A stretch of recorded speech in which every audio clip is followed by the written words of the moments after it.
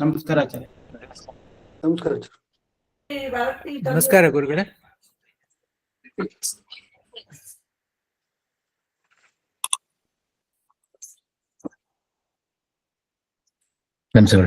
ಅಷ್ಟಾಂಗ ನಮಸ್ಕಾರಗಳು.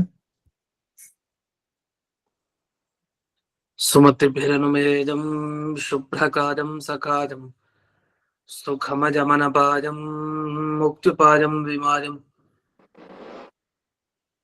ದ್ರಹಜಮಹಮಮೇಜಂ ಧೇಜಮಾಮ್ನಾ ಜಗೇಜಂ ಸದಜಮಸದಜೇಜಂ ಶ್ರೀಸಹಾಜಂ ಭಜೇಜಂ ಅಂಜನಾಸೂನು ಸಾನ್ನಿಧ್ಯಾತ್ ವಿಜಯೇನ ವಿರಾಜಿತಂ ಅಜಿತ ಪ್ರೀತಿಜನಕಂ ಭಜೇಹಂ ವಿಜಯಧ್ವಜಂ ತಪಸ್ವಾಧ್ಯಾಯ ಶುಶ್ರೂಷಾ ಕೃಷ್ಣ ಪೂಜಾರತಂ ಮುನಿಂ ವಿಶ್ವೇಶಮಿಷ್ಟದಂ ವಂದೇ ಪರಿಮ್ರಾಟ್ ಚಕ್ರವರ್ತಿನಂ. ಶ್ರೀ ಗುರುಭ್ಯೋ ನಮಃ. ಹರಿ ಓಂ. ಜನ್ಮಾದ್ಯಸ್ಯ ಜತೋನ್ವಯಾದಿತರತಶ್ಚಾರ್ಥೇಷ್ವಭಿಘ್ನಸ್ವರಾಟ್ ತೇನೇ ಬ್ರಹ್ಮ ಹೃದಯ ಆದಿಕವಯೇ ಮುಖ್ಯಂತಿ ಜಂ ಸೂರಜಃ ತೇಜೋ ವಾರಿಮೃದಾಂ ಯಥಾ ವಿನಿಮಯೋ ಯತ್ರ ತ್ರಿಸರ್ಗೋ ಮೃಷಾ ಧಾಮ್ನಾ ಸ್ವೇನ ಸದಾ ನಿರಸ್ತಕುಹಕಂ ಸತ್ಯಂ ಪರಂ ಧೀಮಹಿ.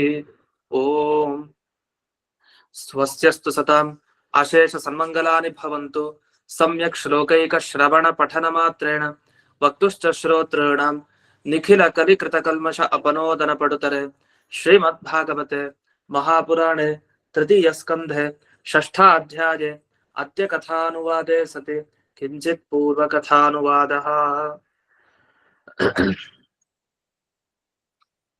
ಇದುವರೆಗೆ ದೇವತೆಗಳು ಭಗವಂತನ ಪ್ರಾರ್ಥನೆಯನ್ನ ಹೇಗ್ ಮಾಡ್ತಾ ಇದ್ರು ಅನ್ನೋದ್ರ ಬಗ್ಗೆ ಒಂದು ಶ್ಲೋಕದ ವಿವರಣೆಯನ್ನು ನೋಡಿದ್ವಿ. ಅಂಗ್ರಿಚ್ಛಾಯಾಂಶ ವಿದ್ಯಾ ಅಂದ್ರೆ ಏನರ್ಥ ಅಂತ ಹಿಂದಕ್ ನೋಡಾಯ್ತು.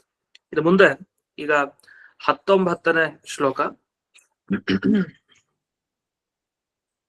ಮಾರ್ಗಂತಿ ಯತ್ತೆ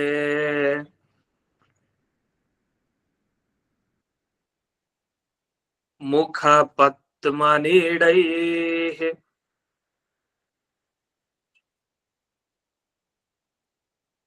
ಛಂದಸ್ಸು ಪರ್ಣೈಃ ಋಷಯೋ ವಿವಿಕ್ತೆ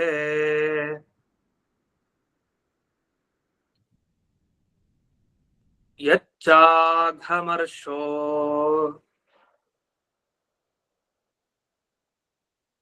ದ್ಯುಸರಿದ್ಧರಾಯಾಃ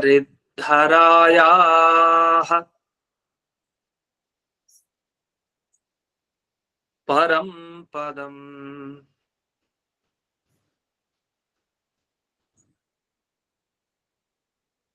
ತೀರ್ಥಪದಃ ಪ್ರಪನ್ನಾಃ.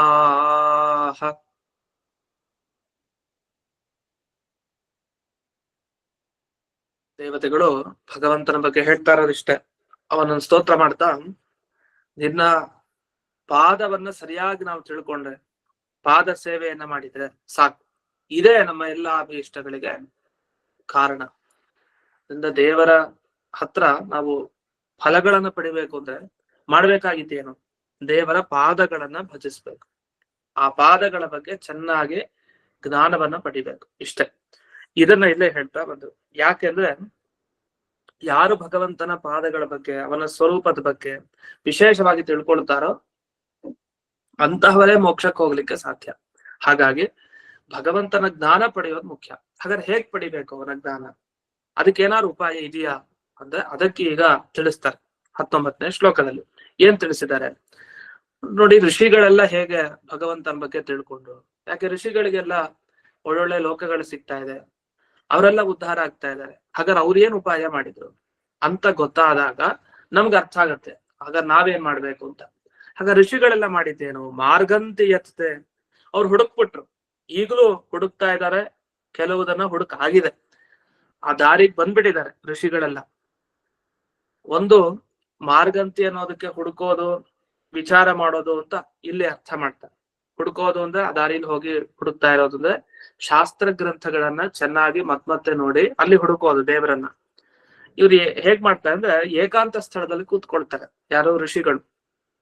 ಅಂದ್ರೆ ಜನರ ಶಬ್ದ ಜಾಸ್ತಿ ಕೇಳ್ಬಾರ್ದು ಅಂತ ನಿಶ್ಶಬ್ದವಾಗಿರೋ ಒಂದು ಜಾಗ, ಅಲ್ಲಿಗೆ ಹೋಗಿ ಕೂತ್ಕೊಂಡು ತಾವು ತಮ್ಮ ಬಾಯಿಯಿಂದ ಹೊರಗಡೆ ವೇದ ಮಂತ್ರಗಳನ್ನ ಉಚ್ಚಾರಣೆ ಮಾಡ್ತಾರೆ, ಜೋರಾಗಿ ಉಚ್ಚಾರಣೆ ಮಾಡ್ತಾರೆ. ಇದು ಹೇಗ್ ಕಾಣ್ತಾ ಇದೆ ಅಂದ್ರೆ, ಯಾವಾಗ್ಲೂ ಈ ಗೂಡಿರತ್ತಲ್ಲ, ಪಕ್ಷಿಯ ಗೂಡು, ಆ ಪಕ್ಷಿಯ ಗೂಡಿನಲ್ಲಿ ಪಕ್ಷಿಗಳು ವಾಸ ಮಾಡುತ್ತೆ. ಆತರ ಇವರ ಮುಖದ ಒಳಗಡೆ, ಬಾಯಿಯ ಒಳಗಡೆ ಒಂದು ಪಕ್ಷಿ ಇದೆ. ಅದು ಯಾವುದು ಅಂದ್ರೆ ವೇದ ರಾಶಿಗಳು, ವೇದ ಮಂತ್ರಗಳು. ಆ ವೇದ ಮಂತ್ರಗಳೇ ಪಕ್ಷಿಗಳ ತರಹ ಅದು ಆರಾಮಾಗಿ ಆ ಗೂಡ್ನಲ್ಲಿ ವಾಸ ಮಾಡ್ಕೊಂಡಿದೆ. ಪಕ್ಷಿಗಳು ಯಾವತ್ತೂ ಗೂಡನ್ನ ಬಿಟ್ಟು ಹೋಗಲ್ಲ. ಹೋಗೋದು ಯಾವಾಗ? ಆಹಾರಕ್ಕೋಸ್ಕರ, ಇದೇನಾದ್ರು ಅಷ್ಟೇ, ಆಹಾರಕ್ಕೋಸ್ಕರ ಹೋಗ್ತವೆ ಅಷ್ಟೇ, ಬಿಟ್ಟರೆ ವಾಪಸ್ ಬಂದು ಕೊಡುತ್ತೆ. ಅಂತೂ ಏನೋ ಒಂದು ಕೆಲಸ ಇದ್ರೆ ಹೊರಗಡೆ, ಅಂದ್ರೆ ಯಾವಾಗ್ಲೂ ಆ ಪಕ್ಷಿ ತನ್ನ ಗೂಡ್ನಲ್ಲಿ ಭದ್ರವಾಗಿರತ್ತೆ. ಅಥವಾ ಯಾವಾಗ್ಲೂ ಇರಲ್ಲ ಅಂತ ಇಟ್ಕೊಂಡ್ರು, ಇಲ್ಲಂತೂ ಈ ಋಷಿಗಳ ಮುಖ ಅನ್ನೋ ಒಂದು ಗೂಡೇನಿದೆ, ಆ ಗೂಡಿನ ಒಳಗಡೆ ಪಕ್ಷಿಗಳು ಯಾವಾಗ್ಲೂ ವಾಸ ಮಾಡ್ತಾ ಇರ್ತವೆ. ಯಾವ ಪಕ್ಷಿಗಳು? ವೇದ ಶಾಸ್ತ್ರ. ಹಾಗಾದ್ರೆ ನಮ್ಮ ಮುಖದ ಒಳಗಡೆ ಯಾವಾಗ್ಲೂ ಭಗವಂತನ ಸ್ತೋತ್ರ ಅಂದ್ರೆ ವೇದ ಅಥವಾ ವೇದಕ್ಕೆ ಅನುಕೂಲವಾದ ಶಾಸ್ತ್ರ, ಇದೆಲ್ಲ ಬಾಯಿ ಒಳಗಡೆ ಇಟ್ಕೊಳ್ಬೇಕು.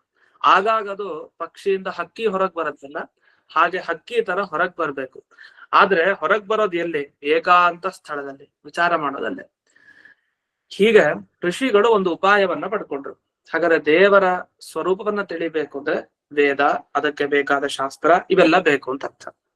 ಇನ್ನು ಭಗವಂತನ ಪಾದಗಳನ್ನ ಯಾಕೆ ಹಿಡಿಬೇಕು? ಏನಾದ್ರು ಪ್ರಯೋಜನ ಇದೆಯಾ ಅದಕ್ಕೆ? ಏನೋ ಋಷಿಗಳೆಲ್ಲ ಮಾಡ್ತಾರೆ ವಿಚಾರ, ಸರಿ, ಏನಿದೆ ಪ್ರಯೋಜನ ಅಂದ್ರೆ ಅಘಮರ್ಷ ಅಂತ ಹೇಳ್ತಾರೆ.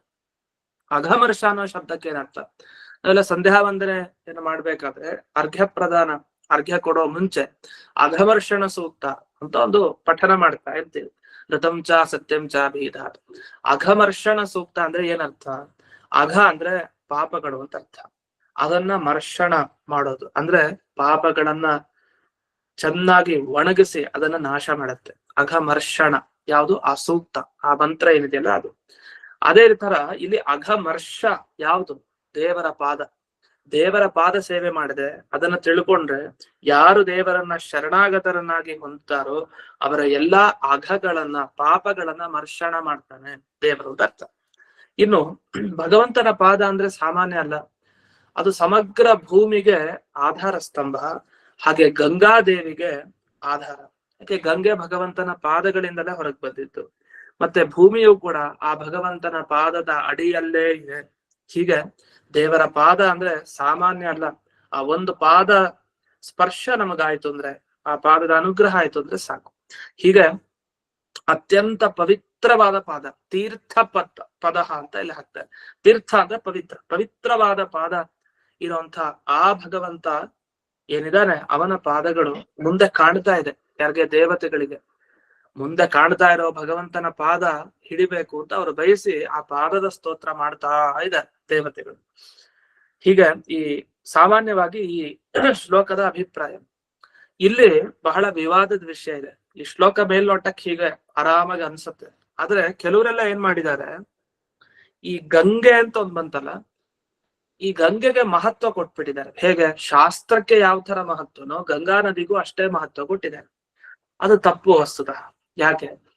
ಗಂಗಾ ನದಿಯಲ್ಲಿ ಮುಳುಗಿದ್ರೆ ಅವ್ನು ನೇರ ಮೋಕ್ಷಕ್ಕೆ ಹೋಗಲ್ಲ. ಅವ್ನಿಗೇನಾಗತ್ತೆ? ನದಿಯಲ್ಲಿ ಯಾವುದೇ ನದಿಯಲ್ಲಿ ಮುಳುಗಿದ್ರು ಅಷ್ಟೇ. ಗಂಗಾ ನದಿ ಶ್ರೇಷ್ಠ ನದಿ ನಾವು ಪರಿಗಣಿಸೋದು. ನದಿಯಲ್ಲಿ ಮುಳುಗಿದ್ರೇನು? ಪಾಪಗಳನ್ನ ಕಳ್ಕೊಳ್ತಾನೆ.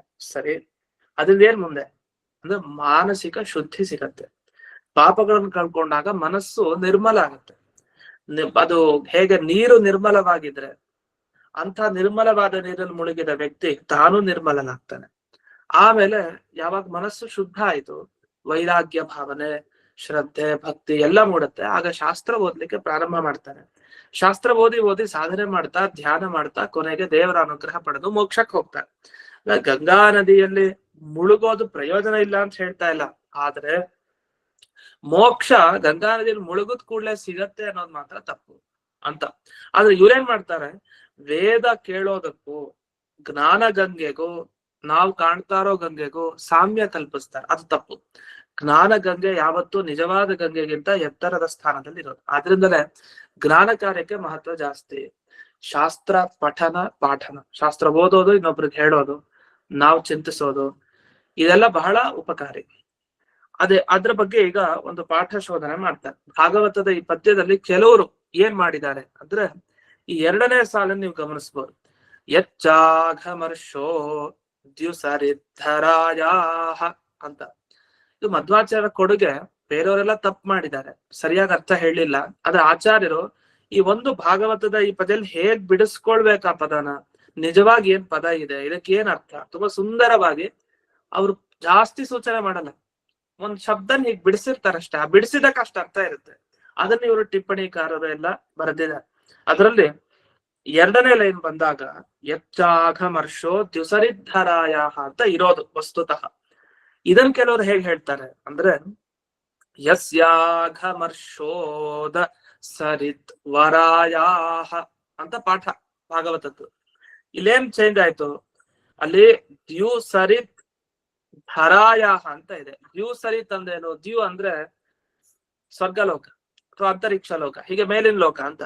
ಮೇಲಿನ ಲೋಕದಲ್ಲಿ ಹರಿಯುವಂತ ಸರಿತ್ ನದಿ ಅಂದ್ರೆ ಗಂಗೆ ಅಂತ ಅರ್ಥ. ಅದು ದ್ಯು ಸರಿತ್ ಅಂತ, ಅದಕ್ಕೆ ಗಂಗೆಗೆ ಕರೀತಾರೆ. ಧರ ಅಂದ್ರೆ ಧರಾದೇವಿ, ಭೂದೇವಿ ಅಂತ ಆಯ್ತು. ಭೂಮಿ ಅಂತ ತಗೊಳ್ಬಹುದು, ಭೂದೇವಿಯನ್ನು ತಗೊಳ್ಬಹುದು. ದ್ಯುಸರಿತ್ ಧರ ಇಬ್ಬರನ್ನ ತಗೊಂಡಿದ್ದಾರೆ ಅಲ್ಲಿ, ಒಂದು ಗಂಗೆ ಮತ್ತೊಂದು ಧರಾದೇವಿ, ಧರೆಯನ್ನ ತಗೊಂಡಿದ್ದಾರೆ. ಆದ್ರೆ ಇವ್ರೇನ್ ಮಾಡ್ತಾರೆ ಅಲ್ಲಿ, ಯಚ್ಚಾಘಮರ್ಷೋದ ಸರಿತ್ ವರಾಯಾಹ. ಇವ್ರ ಪ್ರಕಾರ ಧರ ಅನ್ನೋ ಶಬ್ದ ಇಲ್ಲ, ವರ ಅನ್ನೋ ಶಬ್ದ ಇದೆ. ಹಾಗೆ ಯಚ್ಚಾಘಮರ್ಷೋದ ಅಂತ ಉದ ಅನ್ನೋ ಶಬ್ದ ಇದೆ. ಉದ ಸರಿತ್ ವರಾಯಾಹ. ಉದ ಅಂದ್ರೆ ನೀರು ಅಂತ ಅರ್ಥ. ಒಳ್ಳೆಯ ನೀರನ್ನ ಧರಿಸಿರುವಂತ ಯಾವುದು? ಗಂಗಾ ನದಿ. ಸರಿತ್ತು ವರ ಅಂತ ಕರೀತಾರೆ. ಸರಿತ್ತು ಅಂದ್ರೆ ನೀರುಗಳು, ನೀರುಗಳಲ್ಲಿ ಶ್ರೇಷ್ಠ ಅಂದ್ರೆ ಗಂಗೆ. ಗಂಗೆಯನ್ನ ಮಾತ್ರ ಈ ಶಬ್ದದಿಂದ ತಗೊಳ್ತಾರೆ, ಭೂಮಿಯನ್ನ ಇಲ್ಲಿ ತಗೊಳ್ಳಿಲ್ಲ. ಕೆಲವರು ಹೀಗೆ ಅರ್ಥವನ್ನ ಮಾಡಿದ್ರು. ಏನ್ ಅರ್ಥ ಇದಕ್ಕೆ? ಸರಿ, ಇದನ್ನ ಪಾಠ ಇಟ್ಕೊಂಡು ನಿಜ, ಈ ಪದವನ್ನ ಬೇರೆ ಇಟ್ಕೊಂಡಿದ್ದಾರೆ. ಆದ್ರೆ ಇದಕ್ಕೆ ಏನ್ ಅರ್ಥ ಅಂದ್ರೆ, ಯಸ್ಯ ಅಘಮರ್ಷ, ನಮ್ಗೆ ಪಾಪಗಳನ್ನ ಕಳಿಯೋದು ಯಾವುದು? ಹಿಂದೆ ಹೇಳಿದೆ ನಾನು, ಪಾಪಗಳನ್ನ ಕಳಿಯೋದು ಭಗವಂತನ ಪಾದ ಅಂತ ಅರ್ಥ. ಈಗ ಪಾಪವನ್ನ ಕಳಿಯೋದು ಭಗವಂತನ ಪಾದ ಅಂತ ತಗೊಳ್ಳಿಲ್ಲ. ಇವ್ರೇನ್ ತಗೊಂಡ್ರು? ಪಾಪವನ್ನ ಕಳಿಯೋದು ಸರಿದ್ವರ, ಗಂಗೆ ಇದ್ದಾಳಲ್ಲ ಅವಳು. ಹಾಗಾದ್ರೆ ಎಲ್ಲಾ ಪಾಪಗಳನ್ನ ಕಳೆಯುವಂತಹ ಗಂಗೆ ಏನಿದ್ದಾಳೆ, ಆ ಗಂಗೆಗೆ ಆಶ್ರಯ ಸ್ಥಾನನೇ ಭಗವಂತನ ಪಾದ ಅಂತ ಅರ್ಥ ಮಾಡಿದ್ರು. ಮೇಲ್ನೋಟಕ್ಕೆ ನೋಡಿದಾಗ ನಮ್ಗೆ ಅನ್ನಿಸ್ಬೋದು, ಹೌದು ಏನು ಗಂಗೆಯಲ್ಲಿ ಮುಳುಗಿದ್ರೆ ಪಾಪಗಳ ನಾಶ ಆಗುತ್ತೆ, ಅಂಥ ಗಂಗೆಯನ್ನ ತನ್ನ ಪಾದಗಳಲ್ಲಿ ಭಗವಂತ ಇಟ್ಕೊಂಡಿದ್ದಾನೆ, ಇಷ್ಟೇ ತಾನೇ ಅರ್ಥ ಆಯ್ತು, ಸರಿಯಾಗಿದೆಯಲ್ವಾ ಅಂತ ಅನ್ನಿಸ್ಬೋದು. ಆದ್ರೆ ಹಾಗರ್ಥ ಮಾಡಿಲ್ಲ. ಅವ್ರೇನ್ ಮಾಡಿದ್ರು, ಹೇಗೆ ವೇದಾರ್ಥ ಕೇಳಿದ್ರೆ, ಶಾಸ್ತ್ರ ಕೇಳಿದ್ರೆ ಹೇಗೆ ದೇವರನ್ನ ಹೊಂದುತ್ತೀವೋ, ಹಾಗೆ ಗಂಗಾ ಸ್ನಾನ ಮಾಡಿದ್ರು ದೇವರ ಪ್ರಾಪ್ತಿ ಆಗತ್ತೆ ಅಂತ ವಿವರಣೆ ಕೊಟ್ರು ಮುಂದೆ. ಹಾಗಾದ್ರೆ ಪಾಪನಾಶ ಏನ್ ಮತ್ತೆ? ಅದು ಆನುಷಂಗಿಕ ಫಲ ಅಂತ ಕರೀತಾರೆ. ಆನುಷಂಗಿಕ ಅಂದ್ರೆ ಪ್ರಧಾನ ಪ್ರಯೋಜನ ಅಲ್ಲ, ಅದು ಗೌಣ ಪ್ರಯೋಜನ, ಮುಖ್ಯ ಅಲ್ಲ. ಈಗ ಒಬ್ಬ ಯಜಮಾನ ಯಾಗವನ್ನ ಮಾಡಿದಾಗ ಅವನಿಗೇನ್ ಫಲ? ನಿಜವಾದ ಫಲ ಏನು? ಅವನ ಮನಸ್ಸಿನಲ್ಲಿ ಏನಿದೆಯೋ ಅದು ಸ್ವರ್ಗ ಫಲ, ಅದು ಬೇಕಾಗಿದೆ. ಆದ್ರೆ ಲೌಕಿಕವಾಗಿ ಏನು? ಅವನ ಕೀರ್ತಿ ಅದು ಮುಖ್ಯ ಅಲ್ಲ. ಮುಖ್ಯ ಪ್ರಯೋಜನ ಏನು? ಅದು ಸ್ವರ್ಗ. ಆದ್ರೆ ಅಷ್ಟೊಂದು ಯಾಗ ಮಾಡಿದಾಗ ಜನ ಎಲ್ಲ ಹೊಗಳ್ತಾರೆ, ಇಷ್ಟೊಂದು ಯಾಗ ಮಾಡ್ತಾನೆ, ಇಷ್ಟೊಂದು ಯಾಗ ಮಾಡಿಸ್ತಾನೆ, ಇದೆಲ್ಲ. ದಾನನೂ ಮಾಡ್ತಾರೆ. ದಾನ ಮಾಡಿದ ಉದ್ದೇಶ ಏನು? ಪುಣ್ಯ ಬರ್ಲಿ ಅಂತ. ಪುಣ್ಯ ಮುಖ್ಯ, ಅದನ್ನ ಪ್ರಧಾನ ಫಲ ಅಂತ ಕರೀತಾರೆ. ಆನುಷಂಗಿಕ ಫಲ ಅಂದ್ರೆ ಲೋಕದಲ್ಲಿ ಕೀರ್ತಿ, ಇಷ್ಟೊಂದು ದಾನ ಮಾಡ್ತಾರೆ ಇವರು ಅಂತ ಅಷ್ಟೇ, ಅಥವಾ ಇದೊಬ್ರಿಗೆ ಸಹಾಯ ಆಗೋದು, ಇದೆಲ್ಲ ಲೌಕಿಕ ಫಲ. ಅದ್ರ ಅಲೌಕಿಕ ಅಂದ್ರೆ ಅದು ಪುಣ್ಯ, ಅದರಿಂದ ಒಂದು ಒಳ್ಳೆಯ ಲೋಕ ಪ್ರಾಪ್ತಿ, ಇದೆಲ್ಲ. ಈ ರೀತಿ ಒಂದು ಆನುಷಂಗಿಕ ಮತ್ತೊಂದು ಮುಖ್ಯ. ಆನುಷಂಗಿಕ ಅಂದ್ರೆ ಅಪ್ರಧಾನ, ಸೈಡ್, ಇದು ಒಂದಿರ್ಲಿ ಸೈಡ್ ಜೊತೆಗೆ ಅಂತ. ಮುಖ್ಯ ನಮ್ ಕಾರ್ಯಕ್ಷೇತ್ರ ಬೇರೆ ಇರುತ್ತೆ, ಮುಖ್ಯ ನಾವು ಮಾಡೋ ಕೆಲಸ ಬೇರೆ ಇರುತ್ತೆ, ಜೊತೆಗೆ ಇದು ಒಂದು ಅಂತ ಜೊತೆಗೆ ಮಾಡ್ತಾರಲ್ಲ, ಅದನ್ನೆಲ್ಲ ಆನುಷಂಗಿಕ ಅಂತ ಕರೀತಾರೆ. ಇಲ್ಲೇನ್ ಮಾಡಿದ್ದಾರೆ? ಗಂಗಾ ಸ್ನಾನ ಮಾಡಿದ್ರೆ ಏನ್ ಫಲ ಅಂದ್ರೆ ದೇವರ ಪ್ರಾಪ್ತಿ, ಸೀದಾ ದೇವರ ಪಾದಕ್ಕೆ ಹೋಗಿ ನಾವು ಸೇರ್ತೀವಿ ಅಂತ ಅರ್ಥ, ಗಂಗಾ ಸ್ನಾನ ಮಾಡಿದ ಕೂಡ್ಲೆ. ಆದ್ರೆ ಇದು ಸರಿಯಲ್ಲ. ಇವ್ರೇನ್ ಹೇಳ್ತಾರೆ? ಪಾಪನಾಶ, ಪಾಪಗಳನ್ನ ಕಳೆಯೋದು ಗೌಣ, ಅದು ಈಗ ಸಿಗತ್ತೆ ಪ್ರಯೋಜನ, ಆದ್ರೆ ಅದೇ ಮುಖ್ಯ ಅಲ್ಲ, ಮುಖ್ಯ ಇನ್ನೊಂದಿದೆ ಅಂತ ಹೇಳ್ತಾರೆ. ಅದೇ ಸರಿ ಇಲ್ಲ. ಯಾಕೆ? ಗಂಗಾ ಸ್ನಾನಕ್ಕೆ ನಿಜವಾಗಿ ಪಾಪಗಳನ್ನ ಕಳೆಯೋದೇ ಮುಖ್ಯ ಪದ. ಯಾಕೆಂದ್ರೆ ಯಾವಾಗ ಪಾಪಗಳನ್ನ ಕಳ್ಕೊಳ್ತೀವೋ ನಮ್ಮ ಮನಸ್ಸು ಶುದ್ಧ ಆಗತ್ತೆ. ಅದು ಶುದ್ಧ ಆದಾಗ ವೇದ ಅಥವಾ ಅದಕ್ಕೆ ಅನುಕೂಲವಾದ ಶಾಸ್ತ್ರ ಇವುಗಳನ್ನೆಲ್ಲ ಕೇಳ್ಬೇಕು. ಕೇಳಿದಾಗ ದೇವರನ್ನ ಹೊಂದಬೇಕು, ಇದು ಇರೋದು. ಆದ್ರೆ ಇವರು ಇನ್ನೂ ಮುಂದುವರಿತಾರೆ. ಯಾರು? ಆ ವ್ಯಾಖ್ಯಾನಕಾರರು ಬರೆದೇನಂತಾರೆ ಅಂದ್ರೆ, ಅದು ವೇದಕ್ಕಿಂತ ಗಂಗೆನೇ ಶ್ರೇಷ್ಠ ಅಂತ ಅಲ್ಲಿವರೆಗೂ ಹೊರಟೋಗ್ಬಿಟ್ಟು ಗಂಗೆಗೆ ಮಹತ್ವ ಕೊಡ್ಲಿಕ್ಕೆ ಹೋಗಿ ಹೊಗಳೋ ಭರದಲ್ಲಿ ವೇದವನ್ನ ಕೆಳಕ್ ಹಾಕಿ ಗಂಗೆಯನ್ನ ಮೇಲಕ್ಕೆ ಎತ್ಬಿಟ್ರು. ಹೇಗೆ ಅಂದ್ರೆ, ವೇದ ಏನ್ ತಿಳಿಸತ್ತೆ ಹಬ್ಬ ಅಂದ್ರೆ, ವೇದ ದೇವರ ಪಾದ ಹೀಗಿದೆ, ದೇವರ ಕೈ ಇದೆ, ಕಾಲ್ ಹೀಗಿದೆ, ಮತ್ತೆ ಅವನ ಕುತ್ತಿಗೆ, ಅವನ ಮುಖ, ಅವನ ಕಣ್ಣು, ಕಿವಿ ಹೀಗೆಲ್ಲ ಇದೆ, ಅಷ್ಟೇ ತಿಳಿಸ್ಬೋದು. ಅದಕ್ಕೆ ದೇವರ ಪಾದವನ್ನು ತಿಳಿಸೋ ಶಕ್ತಿ ಇದೆ ಅಷ್ಟೇ. ಆದ್ರೆ ದೇವರ ಪಾದ ಕರ್ಕೊಂಡು ಹೋಗೋ ಶಕ್ತಿ ವೇದಕ್ಕಿಲ್ಲ ಅಂತ ಅಂದ್ಬಿಟ್ಟು. ಮತ್ತೆ ಯಾವ್ದಕ್ಕಿದೆ? ಗಂಗೆಗಿದೆ. ಗಂಗೆ ದೇವರ ಪಾದದಲ್ಲಿದ್ದಾಳೆ, ಅವಳು ನಮ್ಮನ್ನ ಆ ಪಾದಕ್ಕೆ ಹೋಗಿ ಸೇರಿಸ್ತಾಳೆ. ಆದ್ರಿಂದ ಗಂಗಾ ಸ್ನಾನ ಶ್ರೇಷ್ಠ ಅಂತ ಬರೆದ್ರು. ಆದ್ರೆ ತಪ್ಪು. ಯಾಕೆ? ನಾಣ್ಯ ಪಂಥ ವಿದ್ಯತೆ ಅಯನಾಯ ತಮೇವಂ ವಿದ್ವಾನ್ ಅಮೃತ ಇಹ ಭವತಿ ಅಂತ ಒಂದ್ ಮಂತ್ರ. ಈ ಮಂತ್ರ ಸ್ಪಷ್ಟವಾಗಿ ಏನು ಹೇಳ್ತಾ ಇದೆ? ಒಂದೇ ಒಂದು ದಾರಿ, ನ ಅನ್ಯ ಪಂಥ, ಇನ್ನೊಂದು ದಾರಿ ಇಲ್ಲ. ಯಾವ್ದಕ್ಕೆ? ಅಯನಾಯ, ಮೋಕ್ಷಕ್ಕೆ ಅಂತ ಅರ್ಥ. ಯಾವ್ದದು ಮೋಕ್ಷಕ್ಕೆ? ಇದಕ್ಕಿಂತ ಬೇರೆ ದಾರಿ ಇಲ್ಲ ಅಂತ ಹೇಳ್ತಿರಲ್ಲ, ಯಾವ ದಾರಿ ಅದು? ತಮೇವಂ ವಿದ್ವಾನ್ ಅಮೃತ ಇಹ ಭವತಿ. ವಿದ್ವಾನ್ ಆದ್ರೆ ಅವನ್ ಅಮೃತನಾಗ್ತಾನೆ. ಅಮೃತ ಅಂದ್ರೆ ಮರಣ ಇಲ್ಲ, ಅಂದ್ರೆ ಮೋಕ್ಷಕ್ಕೆ ಹೋಗ್ತಾನೆ, ಅಮೃತನಾಗ್ತಾನೆ ಅಂತ ಅರ್ಥ. ಯಾರು? ತಮೇವಂ ವಿದ್ವಾನ್ ಅಂದ್ರೆ ಪುರುಷ ಸೂಕ್ತ ಹೇಳಿದ ಪ್ರಕಾರ ಯಾರು ಭಗವಂತನನ್ನ ಚೆನ್ನಾಗಿ ತಿಳ್ಕೊಂಡು ಆ ಭಗವಂತನ ಅಪರೋಕ್ಷ ಜ್ಞಾನ ಪಡೆದಿರ್ತಾನೋ, ಸಾಕ್ಷಾತ್ ನೋಡಿರ್ತಾನೋ, ಅವನಿಗೆ ದೇವರ ಅನುಗ್ರಹ ಆಗಿರುತ್ತೋ ಅಂಥ ವಿದ್ವಾನ್, ಅಂಥ ವಿದ್ವಾಂಸನಿಗೆ, ಜ್ಞಾನಿಗೆ ಅಂತ ಅರ್ಥ, ಅಂಥ ಜ್ಞಾನಿಗೆ ಅಮೃತಃ ಮೋಕ್ಷ ಸಿಗತ್ತೆ. ಹಾಗಾದ್ರೆ ಅಲ್ಲೆಲ್ಲೂ ಗಂಗಾ ಸ್ನಾನ ಮಾಡಿದ ಕೂಡಲೇ ಅವನು ಭಗವಂತನ ಪಾದಕ್ಕೆ ಹೋಗಿ ಸೇರ್ತಾನೆ ಅಂತಿಲ್ಲ. ಹಾಗಿದ್ರೆ ಎಲ್ಲೂ ಗಂಗಾ ಸ್ನಾನ ಮಾಡಿದ್ರೆ ಸಾಕು ದೇವ್ರ ಪಾದಕ್ಕೆ ಹೋಗಿ ಸೇರ್ತಾನೆ ಅಂತ. ನಿಜವಾಗಿ ಗಂಗೆಯಲ್ಲಿ ಮುಳುಗಿ ಹೋದ್ರೆ ಅವ್ನ್ ಕಥೆ ಗೋವಿಂದ ಆಗತ್ತಷ್ಟೇ. ಆ ದೇವ್ರ ಪಾದ ಸೇರೋದು ಅಂದ್ರೆ ಅವ್ನ್ ಮೇಲಕ್ ಹೋಗೋದು ಅಂತ ಅಷ್ಟೇ ಅರ್ಥ, ಹೊರತು ದೇವರ ಪಾದಕ್ಕೆ ಹೋಗಿ ಸೇರೋದ್ರಿಂದ ವೈಕುಂಠ ಪ್ರಾಪ್ತಿ ಆಗತ್ತೆ ಅಲ್ಲ. ಹಾಗಾಗಿ ಈ ಪಾಠ ಮೊದಲೇ ತಪ್ಪು, ಆ ಶಬ್ದ ಸರಿ ಇಲ್ಲ.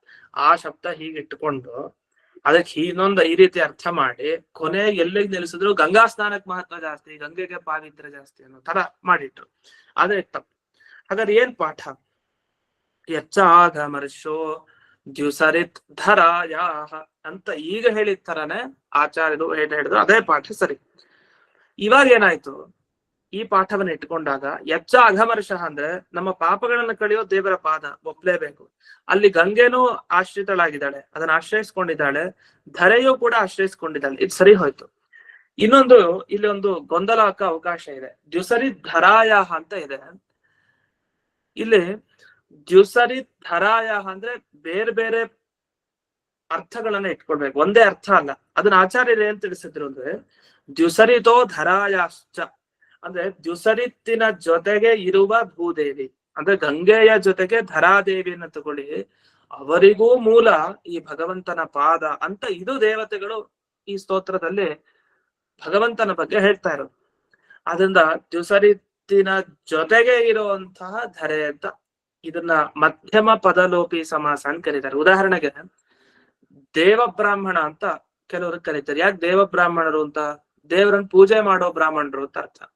ಅದನ್ನ ದೇವ ಬ್ರಾಹ್ಮಣ ಅಂತ ಹೇಳ್ಬಿಡ್ತಾರೆ. ಮಧ್ಯಕ್ಕೊಂದ್ ಪದ ಹೊರಟೋಗ್ಬಿಡತ್ತೆ ಆ ಶಬ್ದ ಹೇಳ್ಬೇಕಾದ್ರೆ, ಅದನ್ನ ಮಧ್ಯಮ ಪದ ಲೋಪ ಆಗ್ಬಿಡತ್ತೆ, ಆ ಸೇರಿದಾಗ ಒಂದ್ ಪದ ಕೊಡತ್ತೆ, ಅದು ಹೋಗಿರೋ ಪದದ ಅರ್ಥನೂ ತಿಳಿಸ್ತಾ ಇರತ್ತೆ.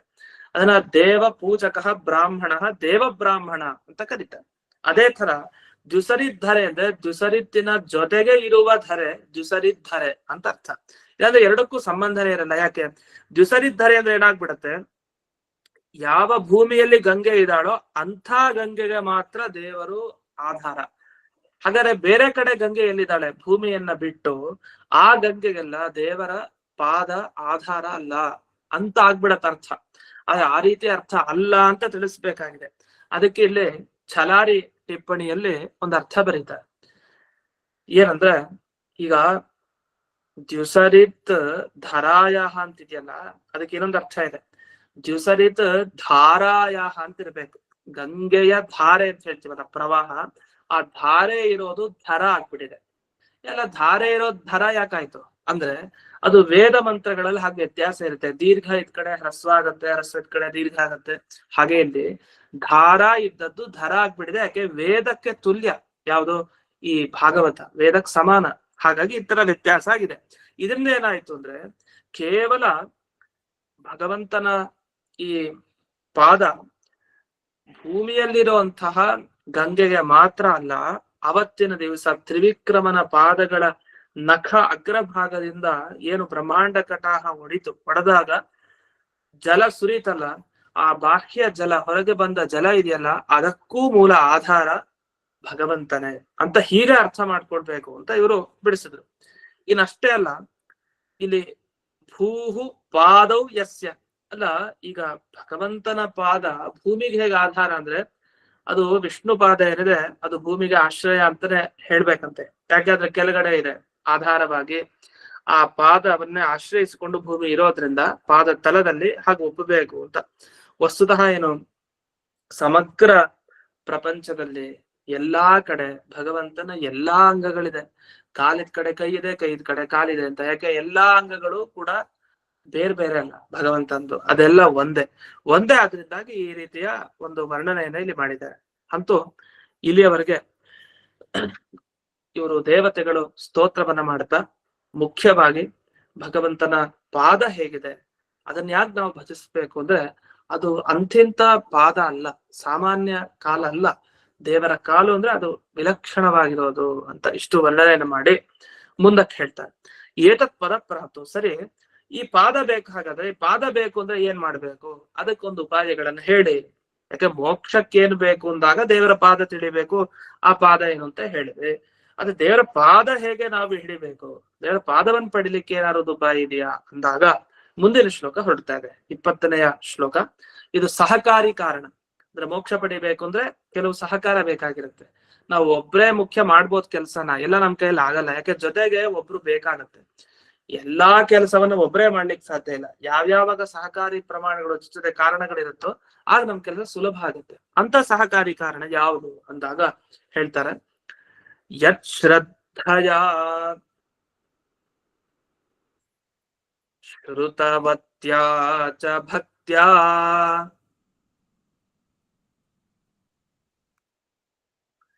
ಸಂರಜ್ಯಮಾನೆ